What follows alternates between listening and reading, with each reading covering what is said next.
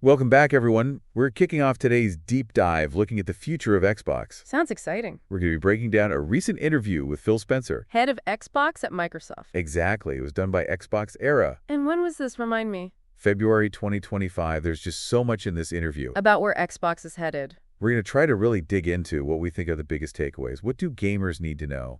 What does all this mean for, well, for all of us, really, for the future of gaming? Well, one thing that struck me right away reading this interview was how different it felt. You know, this wasn't just about drumming up excitement for the next big release. I know. Like, hey, buy our next game. It felt like Xbox is stepping back and taking stock. Like, okay, where do we actually fit into the bigger picture? The gaming landscape's changing, right? And one of the things that really jumped out, I think, right at the beginning was this big emphasis on transparency. Especially with game availability. Yeah, they're acknowledging other platforms. They're not shying away from it.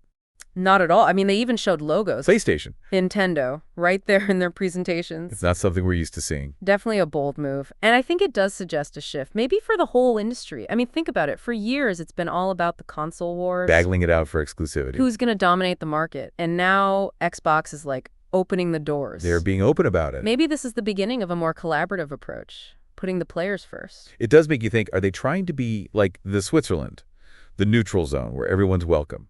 Interesting way to think about it. What does this all actually mean for gamers? Like, what are the practical implications? Well, for one, I think it means more choices. If they are committed to making their games available on as many platforms as possible, gamers aren't restricted by their hardware. You could be playing Halo with your friends on PlayStation. And your other friends on PC. All at the same time. That would be amazing. I mean, we haven't really seen that level of cross-platform play. Not really. No, not yet. Something else that really stood out to me is how often Spencer refers to game creators as storytellers. Storytellers. It feels deliberate. Definitely feels like a shift away from the hardware, focusing on the games, the heart of it all. Is this the end of the console wars? Maybe. I mean, if Xbox is serious about putting the games first, no matter the platform, it opens up so many possibilities. Think about it. They can reach so many more people. They can work with more developers. Exactly. And just focus on making great games, no matter where you play them. And that connects directly with this whole multi-platform strategy. We are already seeing Xbox games on PC. In the cloud, and yeah, on their competitors' consoles. Like, they really seem to be pushing for this idea that Xbox is everywhere. Ubiquity? Yeah, exactly. It's ambitious. It could completely reshape the gaming landscape. Huge potential, but there are questions, right? Oh, absolutely. Can they keep the experience consistent across all these different platforms? And how does this affect, their relationship with those players who've been with them since the beginning, the traditional console gamers? Right. A lot of challenges, but it is fascinating to see this multi-pronged approach. And the cloud gaming focus is a huge part of it, especially in areas with lower console adoption rates, like Asia. Spencer even said that Asia is one of their fastest growing regions. Driven by the cloud. And PC gaming, not console sales. It is a potential shift in how people globally access and experience games. He specifically mentioned that Asia is one of their fastest growing regions. Driven by cloud and PC. Not consoles. So it really does seem like cloud gaming is going to be a major part of their strategy moving forward, especially for reaching these new markets. Makes sense. It lets them bypass so many limitations. Distribution, infrastructure, you name it. So it's easier to connect with players even in regions where it's harder to get a console or where high-speed internet isn't widely available. Exactly. Cloud gaming, though, it's not all sunshine and roses, right? Of course not. There are challenges. Infrastructure needs to be there. Internet access, latency could be a huge issue. Did Spencer talk about addressing these issues at all? He didn't go into specifics, but he did emphasize how important improving infrastructure is. And accessibility, I think they know, it's a long-term investment. It's not something that can happen overnight. They're in it for the long haul, and they know they have a lot of hurdles to overcome. Speaking of long-term, we have to talk about the Sega analogy. Right. Some gamers are really worried that Xbox is going to go the way of Sega, to get a third-party publisher. And abandon their own hardware altogether. Which would be a huge shift. Given all the talk about subscription services and cloud gaming, I think people are understandably worried about the future of consoles. I get it. The landscape is changing. It's natural to wonder where it's all headed. So Spencer addressed this head-on in the interview. He was very emphatic that Xbox is committed to hardware. They are not abandoning consoles. And he also really emphasized that giving players the option to own their games is crucial. It's a key distinction, right, from that cloud-only model. So they're trying to walk this line, embrace the new tech, these new business models, but still, keep a foot in that traditional gaming world. It'll be interesting to see how this balancing act plays out over the next few years. Absolutely. So consoles aren't going anywhere anytime soon. But How does that fit with this big push for cloud gaming, reaching these new audiences? That's where things get interesting. Maybe consoles will evolve, become more integrated with the cloud. Maybe they'll offer hybrid experiences, or who knows? Or maybe they'll become like specialized devices for hardcore gamers, for people who demand the absolute best performance and are willing to pay for the hardware. Could be. It's really fascinating to see how it all plays out. They're pushing cloud gaming, but they're also like reassuring console gamers that they're not being forgotten. It's like they want to have their cake and eat it too. Right. A balancing act, for sure.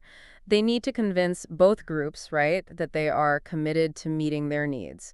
Traditional console players and those cloud gaming enthusiasts. It's a tightrope walk. A tightrope walk, but if they can pull it off, it could lead to a much more inclusive gaming ecosystem. More accessible for everyone.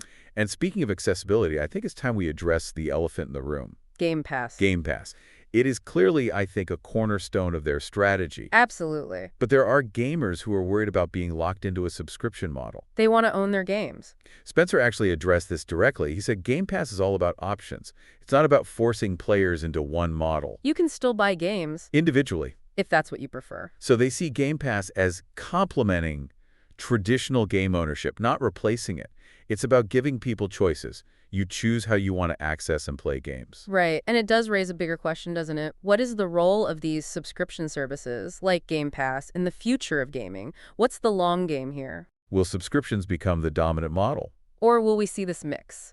Subscriptions and individual purchases. Even free to play? How will this impact developers? How will it affect game pricing? We don't know yet.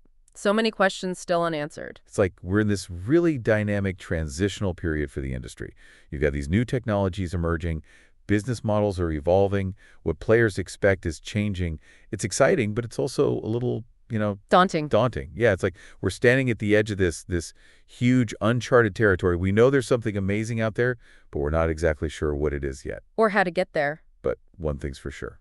It's going to be an exciting journey. It is going to be an exciting journey. And as we're navigating all of this, it's important to remember that this isn't just about the technology. Or the business models. It's about the games themselves, the stories that they tell. And the connections that they help create between players. It's a good reminder. At the end of the day, it is all about the games. And it seems like Xbox is committed to delivering those diverse, those engaging gaming experiences, no matter how you choose to play. Absolutely. And that commitment to diversity is reflected in what Spencer talked about with supporting not just those big AAA titles, but also those smaller, more experimental games. They recognize that a healthy gaming industry needs both. It needs the blockbusters. And it needs the indie darlings. It's like a forest, right? You need those massive redwood trees, but you also need the wildflowers to make it a thriving ecosystem. That's a great analogy. And it seems like Xbox is trying to cultivate that kind of diversity in the games they offer. I think so. They're not just chasing the big hits. They're looking to nurture that next generation of game developers. They want to foster innovation. And this brings us to another point that Spencer brought up,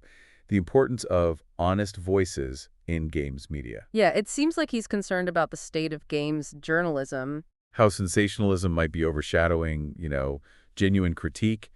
And I think it's a valid concern. In this world where everyone is fighting for clicks and attention, it's so important to have reliable sources that we can trust. Sources that will give us real insights, unbiased analysis. He's not the first to raise this point. There's this whole conversation happening right now about the role of games media. How it shapes our perceptions, influences purchasing decisions. It's a conversation we need to be having. We need critics. We need journalists who can see past the hype, who can give honest assessments of games, the good and the bad. We need to be careful about the information we consume and where it's coming from. Absolutely. It's about cultivating a culture of critical thinking, thoughtful engagement, where we can talk about games honestly and openly without resorting to clickbait or exaggeration. Yeah, it's a lofty goal, but I think it's a really important one because the future of gaming doesn't just depend on, the technology or the business models.